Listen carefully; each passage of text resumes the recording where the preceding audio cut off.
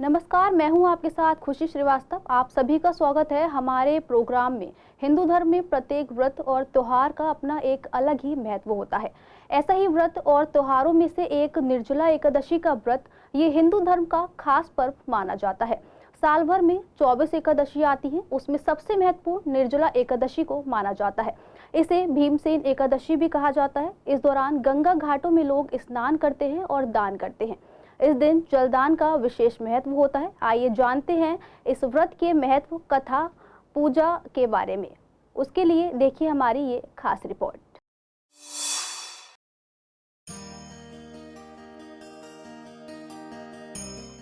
निर्जला एकादशी रखने से 24 एकादशियों के बराबर फल मिलता है। इसे भीमसेनी एकादशी भी कहते हैं। ये व्रत हर साल ज्येष्ठ माह के शुक्ल पक्ष की एकादशी तिथि पर रखा जाता है। ये कठिन व्रतों में से एक है जिसमें 24 घंटे के लिए अन्न और जल को त्याग दिया जाता है। आपको बता दें कि साल 2025 में भीमसेनी एकादशी व्रत के दिन खास योग बन रहा है, जिसके कारण इस उपवास का फल दोगुना हो जाएगा।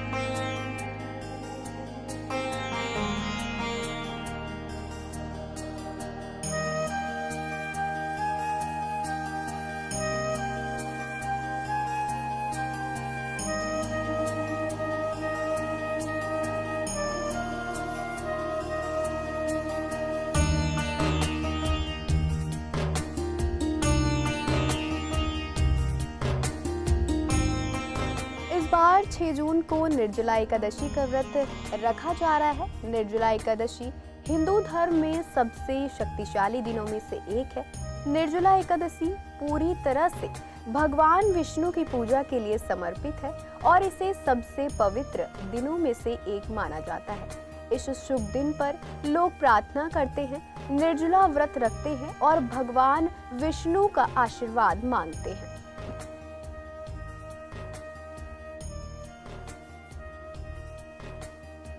जैसा कि आपने रिपोर्ट में देखा कि निर्जला एकादशी के दिन रवि योग बन रहा है। निर्जला एकादशी के व्रत और दान के बारे में जाना। निर्जला व्रत रखते वक्त किन किन बातों का ध्यान रखना चाहिए और निर्जला एकादशी का महत्व क्या है, इन सभी की जानकारी देने के लिए हमारे साथ स्टूडियो में मौजूद है ज्योतिष आचार्य यशपाल महाराज जी। पंडित जी, आपका बहुत बहुत स्वागत है हमारे खास प्रोग्राम में। जैसा कि पंडित जी, निर्जला एकादशी का त्योहार आने वाला है, और तो आप दर्शकों को बताएं कि निर्जला एकादशी की व्रत शुरुआत कैसे हुई और उसको किस किस नामों से जाना जाता है। ओम कृष्णाय वासुदेवाय हरये परमात्मने प्रणतः क्लेशनाशाय श्री गोविंदाय नमो नमः। प्रिय दर्शकों, आप सभी को निर्जला एकादशी की बहुत बहुत हार्दिक शुभकामनाएं। क्योंकि हमारा जो सनातन है बहुत बृहद वृक्ष है, बहुत बड़ा वृक्ष, जिसमें सैकड़ों डालियां हैं, लाखों पत्ते हैं, हजारों फल लगे हुए हैं। ऐसे ही हमारा सनातन धर्म है। इसमें बहुत सारे व्रत हैं, बहुत सारे त्यौहार हुआ करते हैं और सबकी अपनी अपनी विधि होती है। वर्ष में 24 एकादशी होती हैं, क्योंकि एक महीने में 2 एकादशी आती हैं, कृष्ण पक्ष की और शुक्ल पक्ष की। अभी ये जो निर्जला एकादशी है ये ज्येष्ठ शुक्ल पक्ष की एकादशी कहलाती है। और इस दिन अगर निर्जला व्रत रखा जाए, यानी बिना पानी पिए अगर व्रत रखा जाता है, तो इसका बहुत फल होता है। क्योंकि काफ़ी लोग होते हैं कि सारी एकादशी नहीं रख पाते हैं, तो उन लोगों के लिए विशेष एकादशी है कि पूरी एकादशी जो नहीं रख पाते हैं वो केवल एक एकादशी यानी निर्जला एकादशी का व्रत रख लेते हैं, तो भगवान कृष्ण उनके ऊपर प्रसन्न हो जाते हैं। एकादशी व्रत जो लोग रखा करते हैं, भगवान विष्णु और माँ लक्ष्मी उनके घर में निवास करते हैं, यानी उनके आगे पीछे फिरते हैं। भगवान स्वयं कहते हैं कि जो मेरे भक्त एकादशी का व्रत रखते हैं वो जहाँ पाँव रखते हैं वहाँ हाथ रखता हूँ, उनके पाँव में कहीं कांटा न चुभ जाए, इतने दयालु हैं भगवान। तो इसलिए प्रिय दर्शकों, निर्जला एकादशी का व्रत आप लोगों को ज़रूर रखना है। और इसमें क्या पूजा करनी है, उसकी क्या विधि है, क्या क्या दान करना है, आज वो सब हम आपको बताएंगे। पंडित जी, निर्जला एकादशी का व्रत क्यों रखा जाता है, इसका कारण क्या है? जी, मैंने अभी आपको बताया, निर्जला एकादशी का व्रत रखने से भगवान विष्णु प्रसन्न होते हैं और मनोरथ सिद्ध होते हैं। जीवन में जो परेशानियां चल रही होती हैं, अनेकों समस्याएं जीवन में चल रही होती हैं, भौतिक सुख नहीं मिल पा रहा होता है, व्यक्ति मेहनत बहुत करता है, बार बार अनेकों कारोबार शुरू करता है लेकिन असफल हो जाता है, सफलता नहीं मिल पाती है। तो ऐसी स्थिति में आप निर्जला एकादशी का व्रत रखें। निर्जला एकादशी के दिन भगवान विष्णु की पूजा करें, कुछ मंत्र होते हैं उनका जाप करें, कुछ स्तोत्र होते हैं उनका आप पाठ करेंगे तो निश्चित रूप से आपकी मनोकामनाएं पूरी होंगी और जो भी कार्य आप करेंगे उसमें आपको सफलता प्राप्त होगी। इसीलिए एकादशी के व्रत रखे जाते हैं। अगर पंडित जी निर्जला एकादशी का व्रत कोई शारीरिक रूप से रखने में असमर्थ है तो वो क्या करे? हाँ, तो ऐसी स्थिति में फिर आप एक टाइम फलाहार ले सकते हैं। लगता है कि बहुत गर्मी है और आप पूरा निर्जल नहीं रह सकते हैं, तो ऐसी स्थिति में फलाहार का भी विधान बताया गया है हमारे शास्त्रों में, क्योंकि वेदों में हर चीज़ का समाधान है। लगता है कि हम पूरा निर्जल नहीं रख पाएंगे, तो फिर एक समय सूर्यास्त होने से पहले आप कुछ फल ले लें, दूध, चाय की आदत है तो आपकी चाय ले लें, लेकिन कथा सुन करके, एकादशी महात्म्य की कथा सुनने के बाद ही आपको फलाहार आदि लेना है। अन्न वर्जित है, अन्न नहीं खाना, इस चीज़ का ध्यान रखेंगे।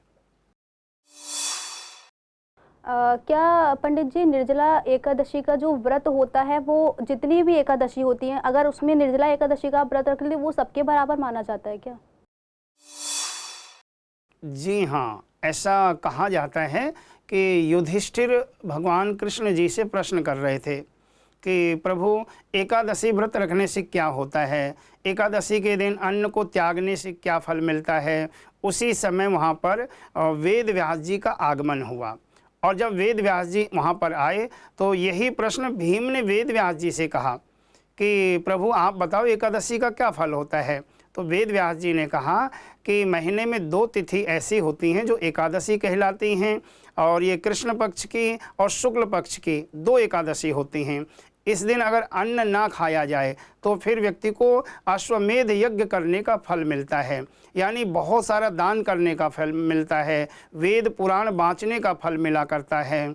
तभी भीम ने कहा कि प्रभु मैं तो निराहार नहीं रह सकता, मैं तो भूखा रह ही नहीं सकता, मेरे पेट के अंदर तो वक्र अग्नि है और वो अग्नि ऐसी परेशान करती है कि मैं अपनी भूख को बर्दाश्त नहीं कर पाता। तो कोई ऐसा तरीका बता दो कि एक ही दिन साल में व्रत रखा जाए और पूरे वर्ष भर व्रत रखने का फल मिल जाए। तब वेद व्यास जी ने कहा कि भीम, ये जो ज्येष्ठ मास की शुक्ल पक्ष की एकादशी है, ये निर्जला एकादशी होती है। इस दिन अगर तुम निर्जला व्रत रख लोगे तो तुम्हें पूरे साल भर व्रत रखने का फल प्राप्त होगा। तो ऐसे वेद व्यास जी के कहने पर ये भीम जी ने इस व्रत को रखा और इसलिए भीमसेनी एकादशी कहलाई, निर्जला एकादशी कहलाती है और ये एकादशी भक्तों की मनोकामना पूर्ण करती है। पंडित जी, जो लोग निर्जला एकादशी का व्रत रखते हैं अक्सर उनके मन में ये सवाल होता है कि उसमें क्या खाना चाहिए और पानी किस टाइम पीना चाहिए, इसके बारे में आप दर्शकों को बताइए। प्रिय दर्शकों, बहुत अच्छा प्रश्न है, क्योंकि अब निर्जला का मतलब ही समझ गए आप कि बिल्कुल निर्जल रहना है तो उसमें खाने का तो प्रश्न ही नहीं उठता, तो उसमें फल, अन्न आदि कुछ भी नहीं लिया जाता है। ये एकादशी 6 तारीख को, 6 जून को सुबह 2:15 पे आरंभ होगी। पूरे दिन 6 तारीख को एकादशी रहेगी। ये 7 तारीख को सुबह 4:47 तक रहेगी, यानी सूर्योदय से पहले ही ये समाप्त हो जाएगी। इस वजह से 6 जून को ही ये व्रत रखा जाएगा। 6 जून के अनुसार आप पूरा व्रत रखेंगे, पूरी विधि बनाएंगे और सुबह 7 तारीख को 4:47 के बाद आप फिर कभी भी पारण कर सकते हैं। सूर्योदय होने के बाद में आप जल लेकर के या थोड़ा जूस पी करके या फिर नींबू पानी पी करके आपको व्रत खोलना चाहिए। पंडित जी, अक्सर लोगों के मन में ये सवाल होता है कि निर्जला एकादशी और जो वैसे एकादशी होती है वो एक ही है या उन दोनों में कोई अंतर है? नहीं, सारी एकादशी अलग अलग होती हैं, क्योंकि 24 एकादशी की बजाय बल्कि 26 एकादशी होती हैं। 24 तो साल में आती हैं, लेकिन अधिक मास आने पर 2 एकादशी और बढ़ जाती हैं, तो 26 एकादशी कहलाती हैं। और सभी एकादशियों का अपना अपना महत्व होता है। जो सठतिला एकादशी होती है उस दिन तिल दान करने का महत्व होता है। पुत्रदा एकादशी होती है तो पुत्र कामना के लिए उस व्रत को रखा जाता है। देव उठान एकादशी है तो उस दिन देव उठा करते हैं, भगवान विष्णु जागा करते हैं। यानी हर एकादशी का अपना अपना महत्व होता है। निर्जला एकादशी को विशेष इसलिए माना गया है, जेठ का महीना बहुत गर्म महीना होता है, बहुत गर्मी पड़ती है, और इतनी भयंकर गर्मी में व्यक्ति बिना पानी पिए व्रत रख रहा है तो भगवान भी बेचैन हो जाते हैं। उस भक्त की मनोकामना पूर्ण करने के लिए वो आतुर हो जाते हैं और माँ लक्ष्मी सहित उनके घर में निवास करते हैं। इसीलिए निर्जला एकादशी को एक विशेष एकादशी माना जाता है। निर्जला एकादशी पर किन किन मंत्रों का जाप कर सकते हैं, आप ये बताइए दर्शक। प्रिय दर्शकों, निर्जला एकादशी पे आप ओम सच्चिदानंद रूपाय विश्वोत्पत्त्यादिहेतवे तापत्रय विनाशाय श्री कृष्णाय वयं नमः। भगवान को बहुत प्रिय मंत्र है ये, इसका आप जाप करें।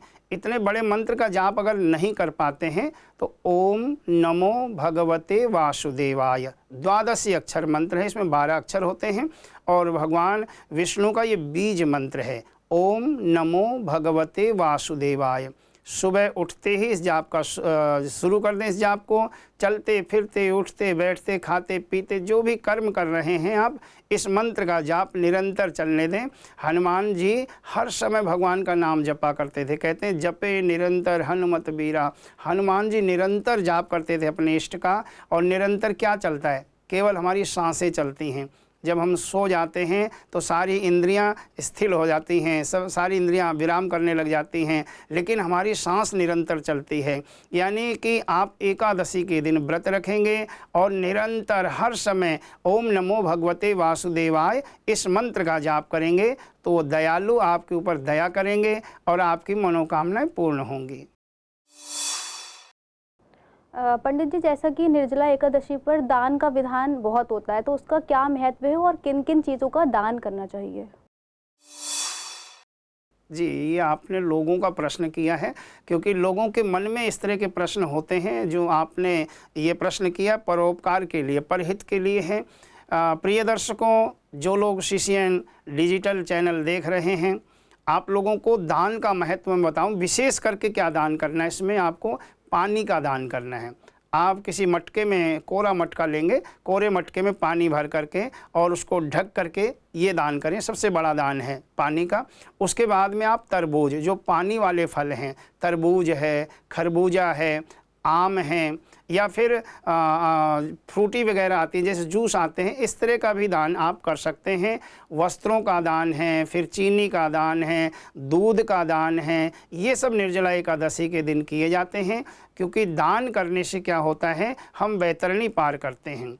दान करने से क्या होता है, जाने में अनजाने में वर्ष भर में जो हमसे भूल हुई हैं, निर्जला एकादशी के दिन इन चीज़ों का दान करने से वो हमारी भूल चूल क्षमा हो जाती हैं और भगवान की कृपा से फिर हमारे कार्य सिद्ध हुआ करते हैं।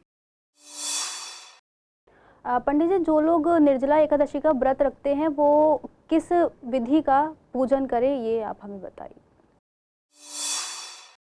जी हाँ, इतिहास पुराणादि वेद शास्त्र विधि बिना केवला हेतु की भक्ति उत्पाता एव केवलम। यानी इतिहास पुराण की विधि के अनुसार अगर कोई कार्य किया जाता है उसका बहुत अच्छा लाभ मिलता है। वैसे तो पत्रम पुष्पम फलम तोयम यो में भक्त्या प्रयच्छति। भगवान कहते हैं पत्र पुष्प अर्पण करके अपने भाव मुझे चढ़ा दो, लेकिन फिर भी अगर सामर्थ्य है, विधि से आप कर सकते हैं तो पूरी विधि के साथ में पूजा करनी चाहिए। और एकादशी में भगवान विष्णु की पूजा, माँ लक्ष्मी की पूजा विशेष करके की जाती है। सुबह आप कोशिश करें ब्रह्म मुहूर्त में उठें, सूर्य उदय होने से पहले उठ जाएं।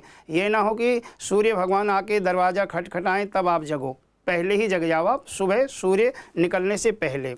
और स्नान आदि से निवृत्त होकर के शुद्ध साफ वस्त्र पहने आप, और फिर मंदिर में अपने चौकी लगाएं। चौकी के ऊपर लाल या पीला वस्त्र बिछाएं उसके ऊपर भगवान विष्णु की प्रतिमा स्थापित करें, या आपके घर में फ़ोटो है वो फ़ोटो को रख लें आप।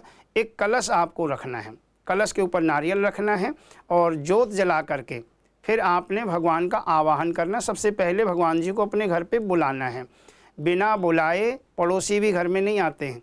आज का समय ऐसा है, पहले तो आते थे लेकिन आजकल नहीं आते हैं, इसलिए पड़ोसियों को भी निमंत्रण देना होता है। तो भगवान भी चाहते मुझे भी निमंत्रण मिले। तो आपको भगवान को बुलाना है कि हे प्रभु, आज मैंने निर्जला एकादशी का व्रत रखा है, आप आएँ, आकर के इस चौकी पे बैठें और माँ लक्ष्मी के सहित विराजमान हों। क्योंकि लक्ष्मी जी को कहा गया है अगर वो अकेली किसी घर में जाती हैं तो चंचला होती हैं, सुख नहीं देती। फिर वो कोर्ट कचहरियों में, बीमारियों में, लड़ाई झगड़ों में वहीं जा कर के वो व्यय हुआ करती हैं। लेकिन अपने पति के साथ में अगर भगवान विष्णु के साथ में आती हैं तो उनके चरणों की दासी हैं, वो उनके चरणों में निवास करती हैं। फिर यानी घर में स्थिर रूप से यश लक्ष्मी, मोक्ष लक्ष्मी, जय लक्ष्मी, श्री लक्ष्मी के रूप में फिर निवास किया करती हैं। तो भगवान विष्णु और माँ लक्ष्मी दोनों को स्थापित करके जल ले लें थोड़ा सा। पहले जल से स्नान कराएं, संभव हो तो गंगा जल से स्नान कराएं। और स्नान कराने के बाद में पंचामृत, पहले आप दूध से स्नान कराएं। मन में भाव रखें कि हे नारायण, हे माँ लक्ष्मी, हम आपको दूध से स्नान करा रहे हैं। फिर आप दही से स्नान कराएं, थोड़ी दही लेकर के ऊपर से दही चढ़ाएं। उसके बाद में आपको क्या करना है, घी लेना है, थोड़ा सा घी से स्नान कराएंगे।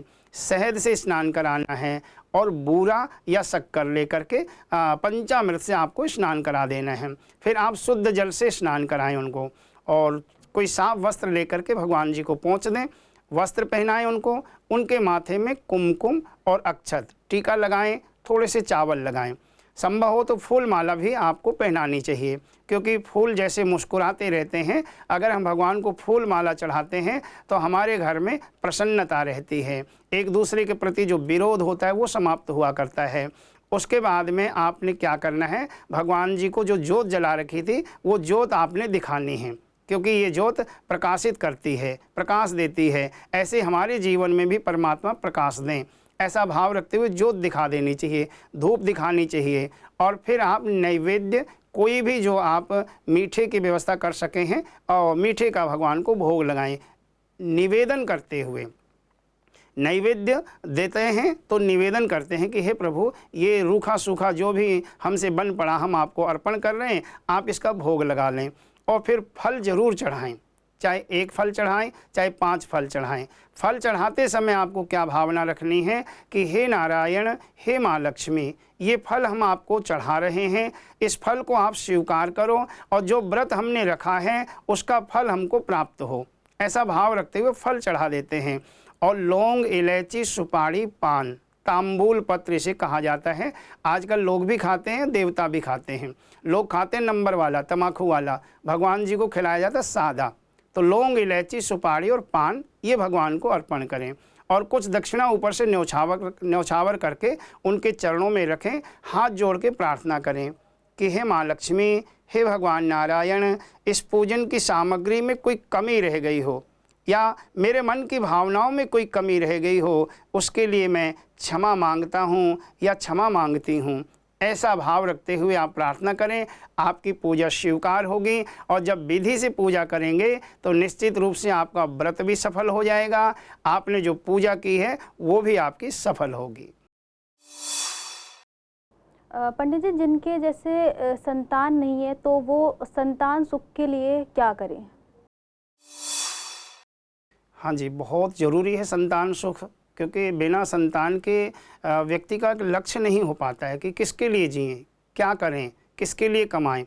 और बिना संतान के तो आंगन बिल्कुल सूना लगता है।